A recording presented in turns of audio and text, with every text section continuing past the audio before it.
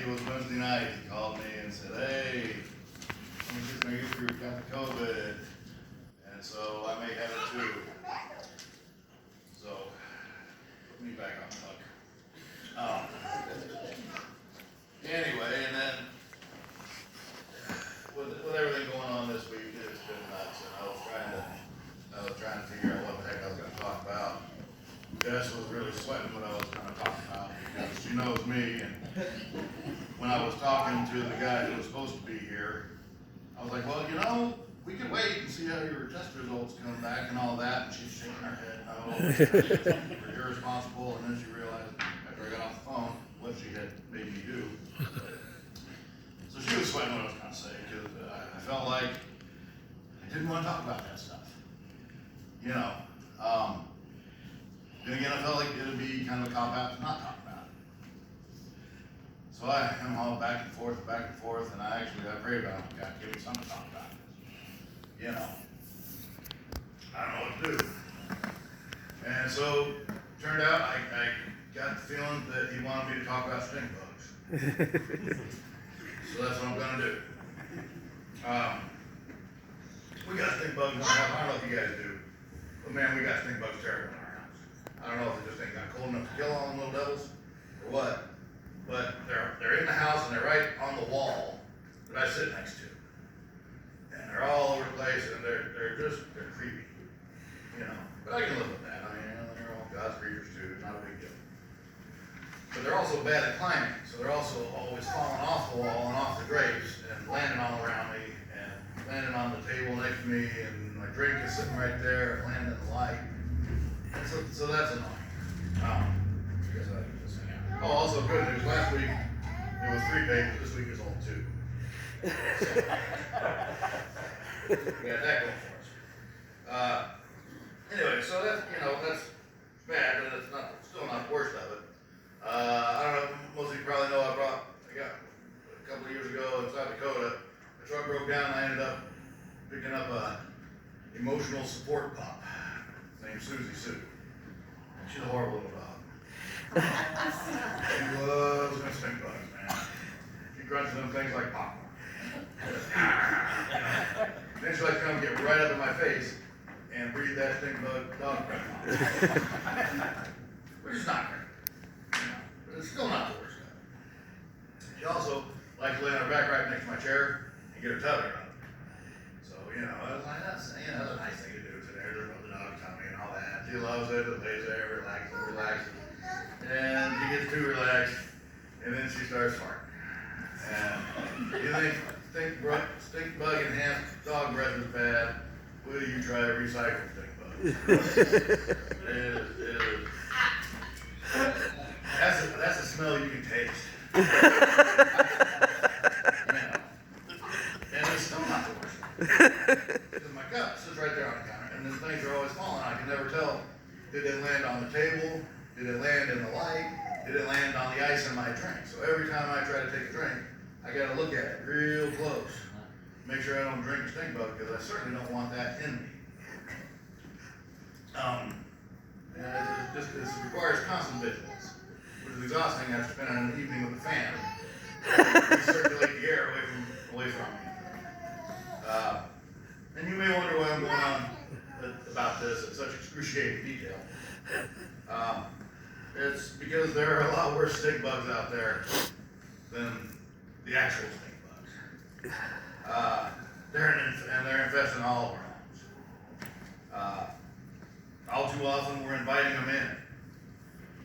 And we're inviting them in not only to our homes, but into our brains and into our hearts.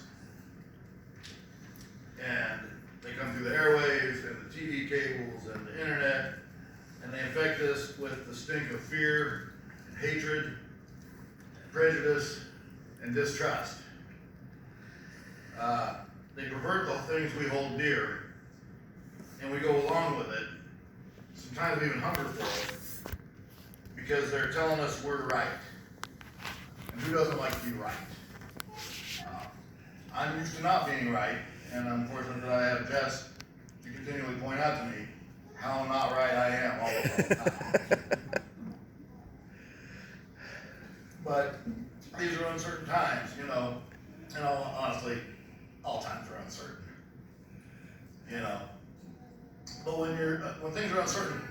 We want things to be certain of. We want things that we can believe in. We want to believe that we're right. We need, this is a human thing, and we need to know that we're right. And so it's really hard to know who to trust. You know, and so we naturally turn to whoever we naturally decide, well, I'm going to trust this fellow over here because he's telling me what I want to hear. He's telling me I'm right. And they play on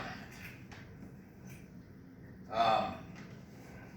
Acts 20:34, because I do like to throw a little scripture into these rants. As Paul, after he was talking with the leaders of the church of Ephesus, says, I know that after I leave, savage wolves will come in among you and will not spare the flock. Even from your own number, men will arise and distort the truth in order to draw away disciples after them. So be on your guard. These savage wolves are among us today. And they're not coming from one side. They're coming from every side. Those men from our own numbers have arisen, and they are distorting the truth to draw disciples to themselves. Of course, they've always been here, and they always will be. We have to teach ourselves how to not listen to them. Now, I want you to note that I am not telling you who or what to believe. I am not telling you where to get your news, your information. You're all smart people. You don't need me to do that. If you do need someone to do that, there are lots of people out there who are more than happy to do it, so you don't need me to do it.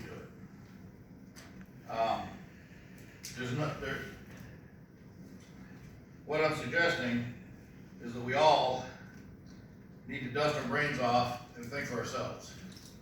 Amen. We need to get the log out of our own eye, and before we start carrying on about the mote in that other guy's eye.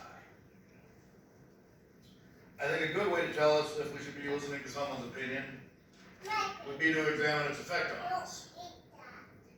Is it encouraging us to love one another or to hate and fear?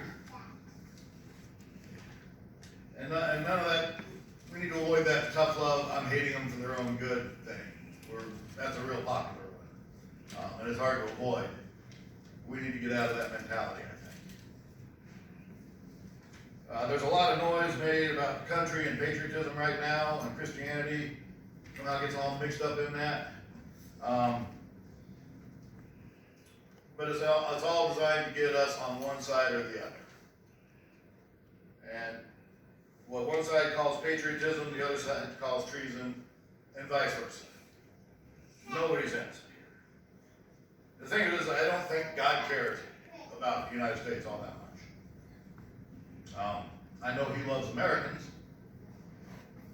but I also know that he loves the French, and the Ugandans, and the Chinese, even the Australians.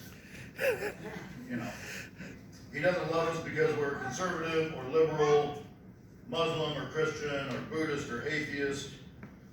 He loves us because we're his children. All shapes, sizes, colors, and flavors. All of us are his children. And we are meant to love each other.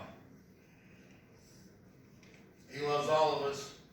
He died and rose from the grave for all of us.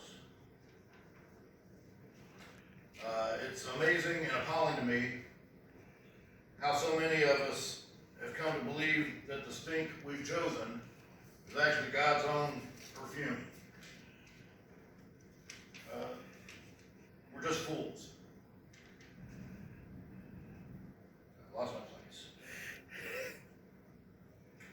We take our various stinks in that we like, and we pollute ourselves and everyone around us.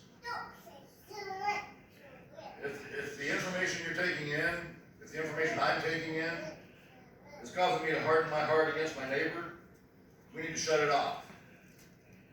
If it causes us to fear our brother, we need to shut it down. If it's telling us or allowing us to behave other than how Jesus has told us we should, we need to put it away. I know I'm just as guilty, if not more guilty, of this as any of you. I've been trying for some time now to realign my thinking and understanding away from the world and more towards Christ. I'm having a really hard time with it. It's not something that is easy to do, especially when we spend 1 hour a week here with each other, getting all Jesus up, and the rest of the week sucking in all that poison. But one of the things that I've been concentrating on is praying for discernment. That God will open my eyes to see the truth, and open my ears to hear the truth, open my mind to discern truth from lies, and that He will give me the good sense to keep my mouth shut. And I'm guessing some of you are thinking that I must not be praying too hard for that. I told you I'm not very good at it. I also pray that when I do have to speak, He'll give me truth to speak and the courage to speak it. I hope nobody here thinks I'm calling you out, because I'm not. I'm talking to myself as much as I am any of you, because I know it's probably a bigger issue for me than it is for most of you. But I don't think God needs any of us to be right. He just loves us. And He wants us to love Him, and He wants us to love each other. But I do think the Whitewater Christian Church does need you. This church needs all of you. It needs the liberals and the conservatives, the men and the women, the young and the old, and any other branch of the human experience that we've got here, public or non-public. We need each other. Okay, to finish up, I'm going to read a big chunk of Luke 6, in which Christ tells us how we should behave. And I say again, if there's anything in your life that causes you to act other than this, turn it off, shut it down, and root it out. Alright, start with verse 27. It says, "But I tell you who hear me, love your enemies. Do good to those who hate you. Bless those who curse you. Pray for those who mistreat you. If someone strikes you on one cheek, turn to him the other also. If someone takes your cloak, do not stop him from taking your tunic. Give to everyone who asks you, and if anyone takes what belongs to you, do not demand it back. Do to others as you would have them to do unto you. If you love those who love you, what credit is that to you? Even sinners love those who love them. And if you do good to those who are good to you, what credit is that to you? Even sinners do that. And if you lend to those from whom you expect repayment, what credit is that to you? Even sinners lend to sinners, expecting to be repaid in full. But love your enemies, do good to them, and lend them without expecting to get anything back. Then your reward will be great, and you will be sons of the Most High, because He is kind to the ungrateful and wicked. Be merciful just as your Father is merciful. Do not judge, and you will not be judged. Do not condemn, and you will not be condemned. Forgive, and you will be forgiven. Give, and it will be given to you. A good measure, pressed down, shaken together, and running over, will be poured into your lap. For with the measure you use, it will be measured to you. Can a blind man lead a blind man? Will they not both fall into a pit? The student is not above his teacher, but everyone who is fully trained will be like his teacher. Why do you look at the speck of sawdust in your brother's eye, and pay no attention to the plank in your own? How can you say to your brother, "Brother, let me take that speck out of your eye," when you yourself fail to see the plank in your own eye? You hypocrite. First take the plank out of your eye, and then you will see clearly to remove the speck from your brother's eye. No good tree bears bad fruit, nor does a bad tree bear good fruit. Each tree is recognized by its own fruit. People do not pick figs from thorn bushes, or grapes from briars. A good man man brings good things out of the good stored up in his heart, and the evil man brings evil things out of the evil stored up in his heart. For out of the overflow of his heart, his mouth speaks. Why do you call me Lord, Lord, and do not do what I say? I will show you what he is like who comes to me and hears my words and puts them into practice. He's like a man building a house who dug down deep and laid the foundation on rock. When a flood came, the torrent struck that house and could not shake it, because it was well built.